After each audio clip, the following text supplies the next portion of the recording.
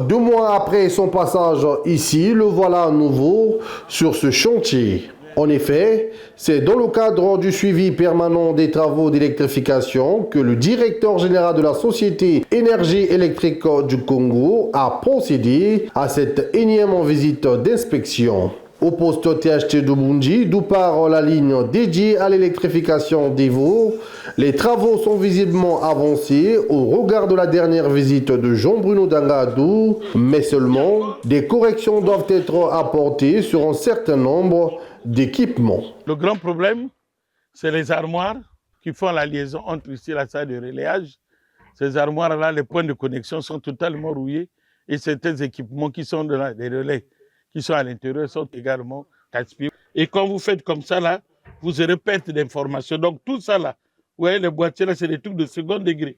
Comment il y a la rouille partout. Donc tout ça, ça doit être remplacé. Avant d'arriver au poste THT d'Evo, le directeur général de la Société d'électricité de l'État congolais a non seulement apprécié le niveau et la qualité des travaux d'électrification des villages le long de la route, mais aussi donné les orientations aux responsables de ce chantier. La ligne a été très bien réalisée jusqu'à ce premier village. Nous avons déjà construit le poste, on a positionné l'IASEM et il reste donc à placer les parafoudres. Là, on est en train d'implanter déjà les poteaux.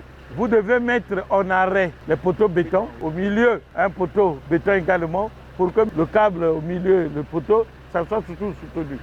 Bon, maintenant, du côté de l'éclairage public, si vous avez mis par exemple le poteau qui est à l'école, là, vous sautez ici, vous mettez ici, vous sautez, voilà.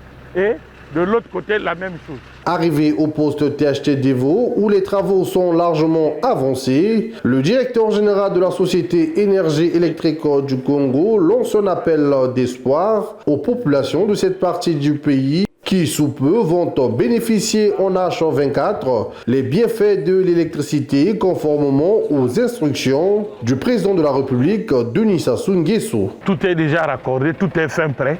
Donc les populations d'Evo peuvent prendre leur mal en patience. Le gouvernement est en train de travailler. Certes, il y a quelques difficultés, mais ces difficultés-là ne sont pas l'obstacle.